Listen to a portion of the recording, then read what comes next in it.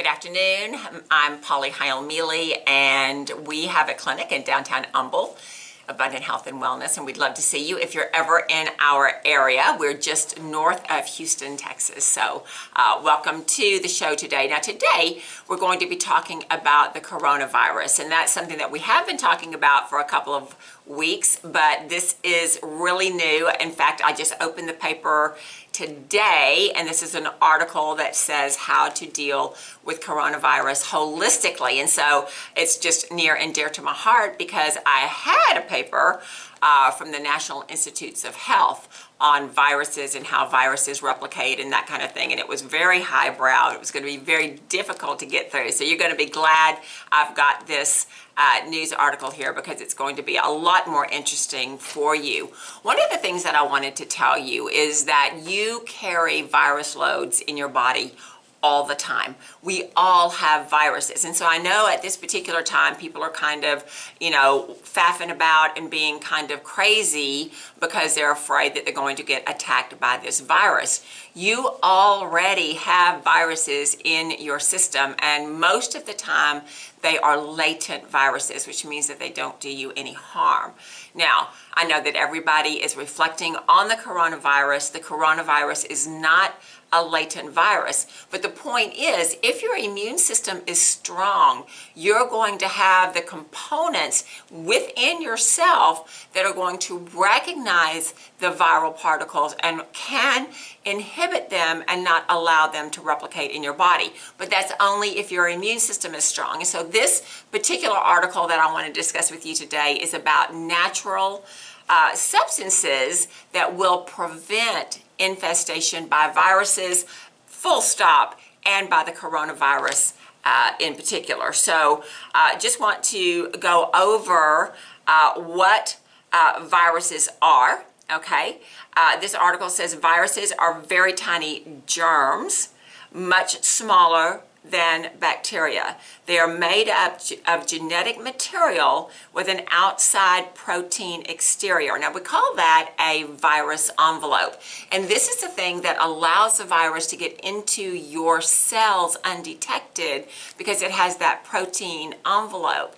When you are looking at some of the medical discoveries and the new things that are coming on, they are using viruses and they are injecting them or they're injecting some other kind of medicinal component into a virus and injecting the virus into the body, and the virus acts as a host to take that medicinal substance where it needs to go. And so this is some kind of genetically modified medicine that we're seeing right now, and it can be very, very effective. So it is that protein shell that keeps your immune system, if your immune system is not strong, from seeing and recognize that virus and taking care of it. Okay, so that's just some information on that. So what are the diseases that viruses cause? Well, some colds are caused by a virus: influenza, chickenpox, Lyme disease, HIV, shingles, okay, some pneumonias,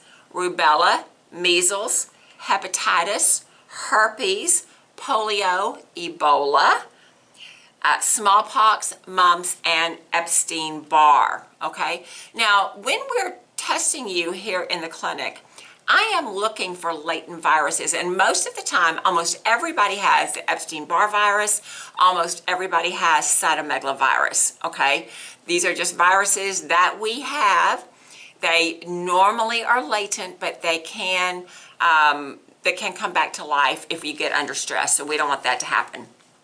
All right, so I want to talk to you about some substances that you have in your kitchen, okay, or in your pantry, in your medicine cabinet, that you have at home that is going to be able to disable these virus particles and are going to be able to stop you from getting an infection. We've got some examples in this article by medical doctors using these vitamins and other substances and how they show clinically that they are very, very effective. Now, I just want to say the small print under the title of this article says, viruses can be difficult to combat with modern drugs, but there are alternative treatments with proven efficacy. So this is really exciting because if you're listening to the news and you're listening to all the top docs here in the USA, they are saying that they don't have a lot of medical treatment for this virus, but they can make you more comfortable if you get into a crisis situation, which none of us wants that. So one of the vitamins that's very, very good and very prevalent, you can find it anywhere. Now, I do want to tell you, vitamin C made in the United States is almost always genetically modified. So you want to source your vitamin C from outside of the United States. We source ours from Canada because we want to give you a product that has not been genetically modified. So vitamin C helps the body make its own antioxidant glutathione, as well as assists the body in the production of its own antiviral called interferon. Now, you may or may not know, because interferon is a word, that there are drugs that are synthesized and they call them interferon. You have cells in the body that are called interferon that go in and interfere with the viruses, so you can remember it that way, okay? So let's talk about how viruses are spread. They are spread through skin contact, through respiratory droplets when you speak or when you sneeze and cough and that kind of thing, through milk, and through sexuality, okay? Obviously, there's the oral fecal pathway that we just really don't want to talk about. That's why we wash our hands all the time, okay? There are different virus types, which I really don't want to talk to you about that because we're really going to focus on the coronavirus, okay? So we want to talk about, there's mounting evidence, okay? Scientific evidence that a handful of vitamins and minerals and herbs have been shown to be effective in the prevention and the treatment, okay, of many viral influenced diseases. All right, now I just want to tell you, my husband and I went on a work cruise a couple of weeks ago, maybe 3 weeks ago now, and the coronavirus was alive and well. We had made these plans last year, and so we decided that we were going to continue on with our travel. Now, we know that when you get on a ship anyway, it's very, very likely that you could come down with Legionnaire's disease or a parasite or whatever, because it's just well known that that can happen. So what did we do? We took some antiviral herbs before we got on the ship. We took them every day. I think we took them twice a day when we were on the ship, and then when we came off the ship, we took them for a little bit longer than a week, okay? And we did that because we know that we need to keep our immune system strong. Now, we were in a group of people, I'll say 30 to 40 people that were in this work-related atmosphere. That means we ate together, we were all day together in a room, we were kind of shut off from the rest of the people, but we were with each other the rest of the time. It was a working cruise. And at the end of the cruise, there were some people that were not feeling very well. And I found out afterwards that about 2/3 of the participants came down with the flu. Now, hubby and I did not come down with the flu. We never got sick. We never felt anything untoward. And so what makes the difference? Well, I believe what makes the difference is that we were very, very proactive with our antivirals, which we do during the quote-unquote flu season every year, okay, because we don't want to come down with the flu. We're older. We know that there are different challenges with older people and their immune system. So that's a true life story that happened in real time, and we were able, as I said, we have not had the flu, we've not had anything untoward, and I put it down to our proactive approach to herbs and supplements, and we're going to talk about that, okay? So we're going to talk about the measles. In 2002, a study of children under the age of 2 with measles, the participants experienced a reduced risk of overall mortality and pneumonia-specific mortality after taking 200,000 IUs of vitamin A for 2 days. Now, this is an article that's in PubMed. So if you are a young mom out there and you're really, really concerned about the measles, you don't necessarily want to do the vaccination. And the vaccination, if you'll be looking at the research, you can see that the vaccination for measles is not very effective, because we've had in the last several years, we've had measles outbreaks among the vaccinated population. So if that's something that's a concern to you, just understand that copious doses of vitamin A will take care of it if they happen to get that.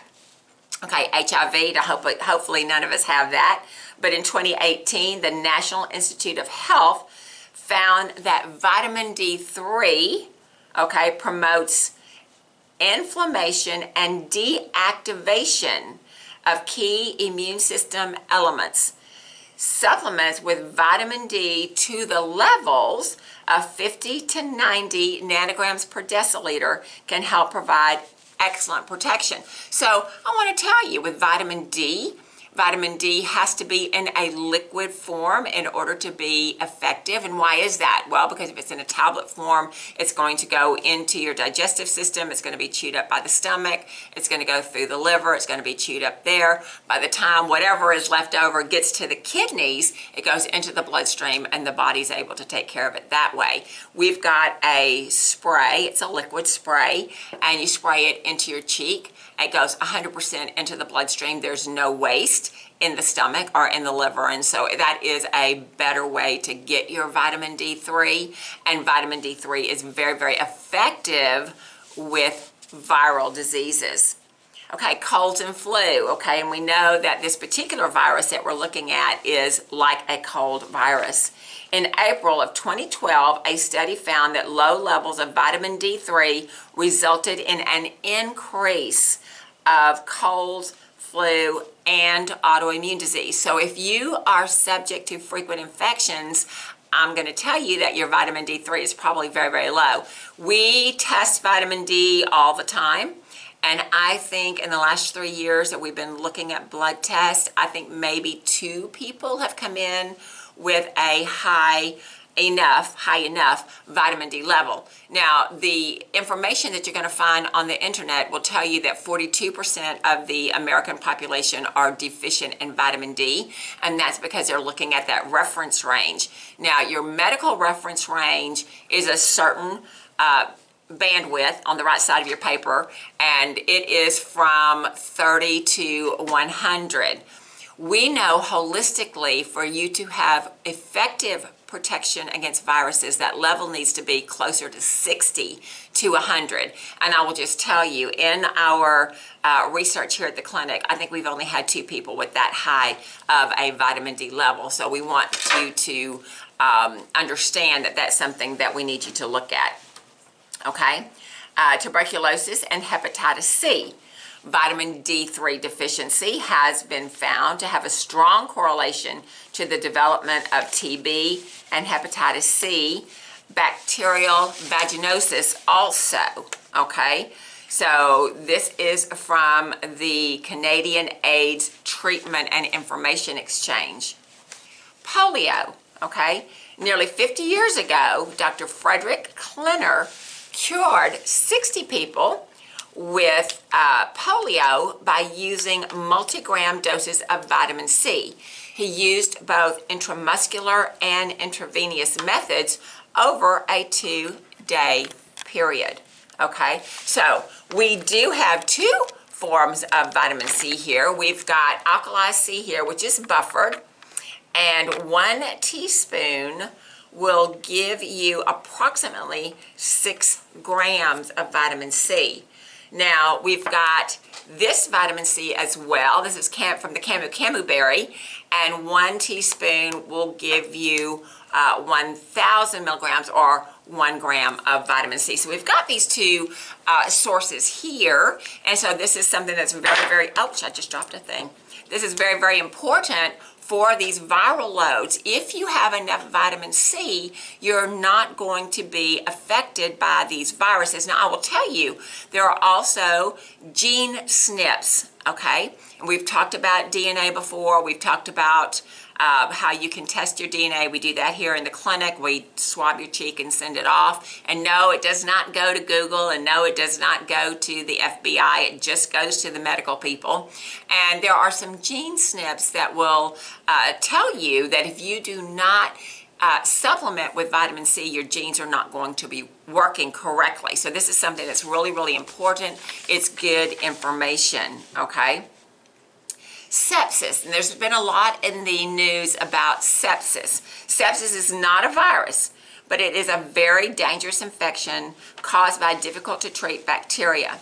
Vitamin C, used as an adjunct to the antibacterial protocols, have been shown to be highly effective in reducing the severity and length of the infection.